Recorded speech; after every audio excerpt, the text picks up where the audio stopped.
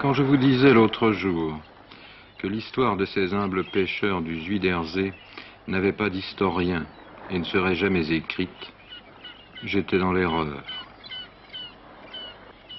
Elle a été écrite ailleurs, avec les mêmes gestes, les mêmes filets, et probablement le même règlement qui oblige le pêcheur à mesurer ses anguilles s'il ne veut pas être invité par l'octroi à reconduire les plus jeunes à la mer.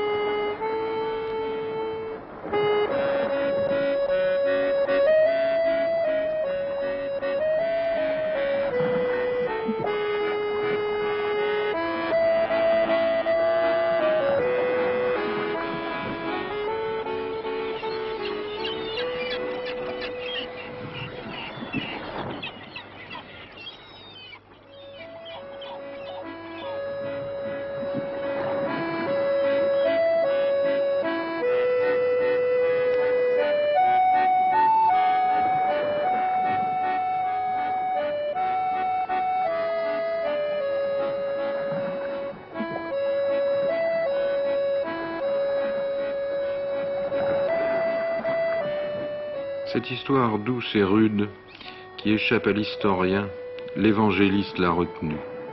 C'est elle, au second plan, qui anime les paysages du lac de Tibériade et qui chantonne imperceptiblement entre les lignes du livre saint, d'un lac à l'autre, d'un siècle à l'autre. Peu de changements pendant les 6 jours de la semaine, où la vie se répète identique entre les deux miroirs du ciel et de l'eau.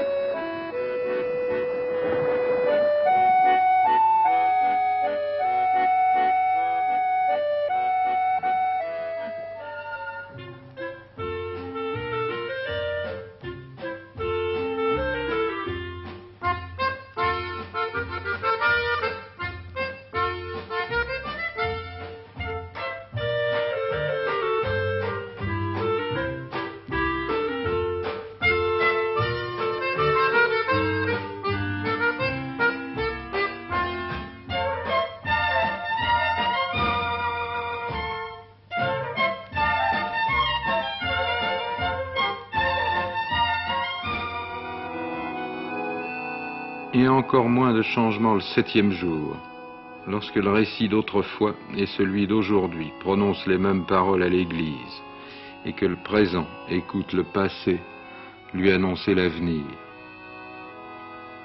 Puis je vis, dit l'Apocalypse, de nouveaux cieux et une nouvelle terre, car le premier ciel et la première terre avaient disparu, et la mer n'était plus.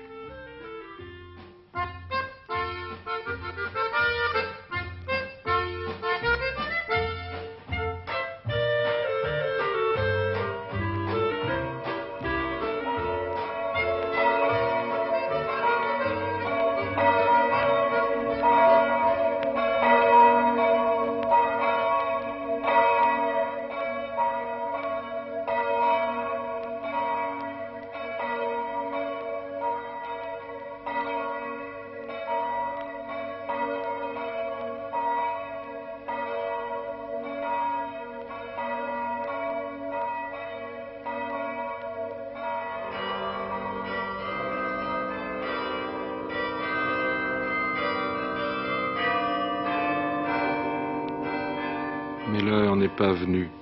Le premier ciel et la première terre n'ont pas disparu, et le manège tourne encore.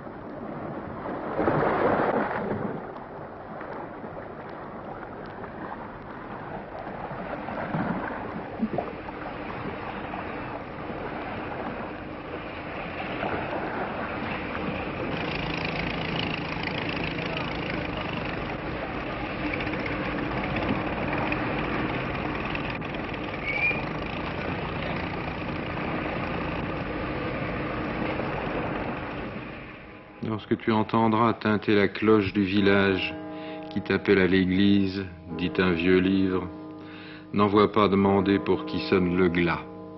Il sonne pour toi.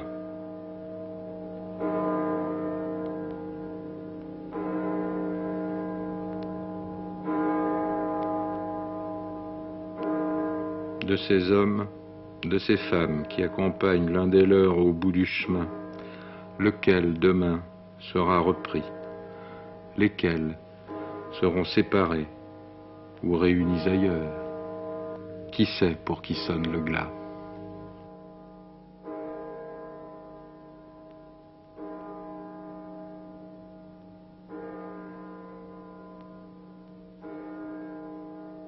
Est-ce pour celui qui s'en va?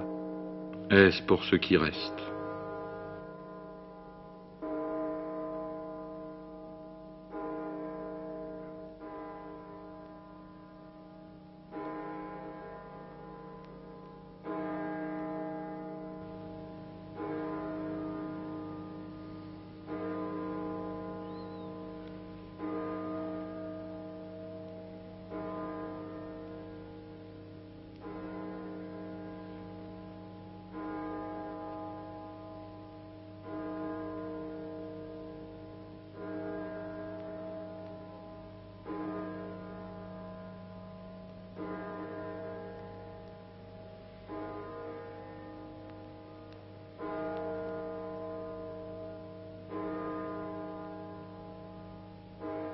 Sonne-t-il pour eux, pour nous, ou pour cette vie simple, ardue et libre, qui recule peu à peu devant la civilisation de l'acier, et dont on ne distingue déjà plus qu'à grand-peine le murmure pacifique dans les rares intervalles de silence concédés par l'excavatrice et la bétonneuse?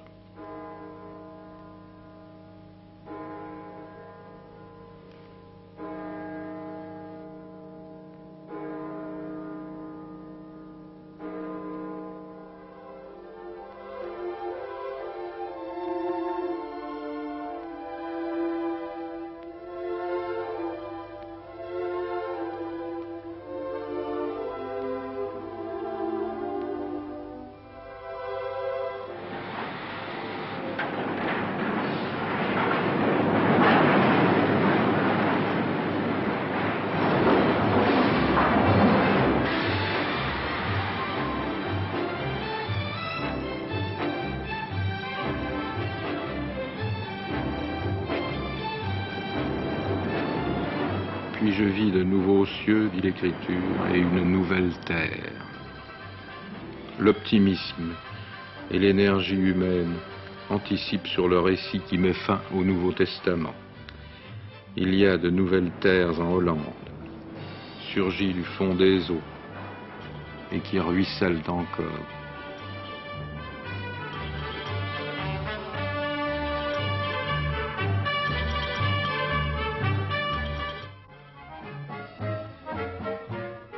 De nouvelles terres, de nouveaux villages, des villes nouvelles.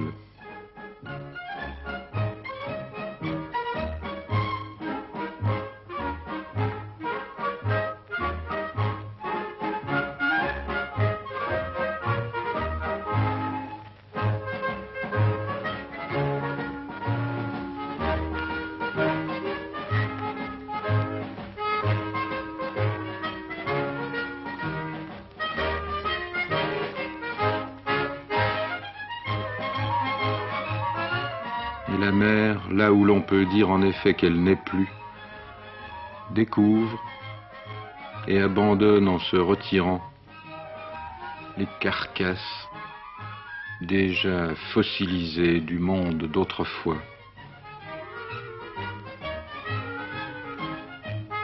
Mais il n'y a pas encore de nouveaux cieux. Et là comme ailleurs, aujourd'hui comme hier, l'espérance cherche une adresse.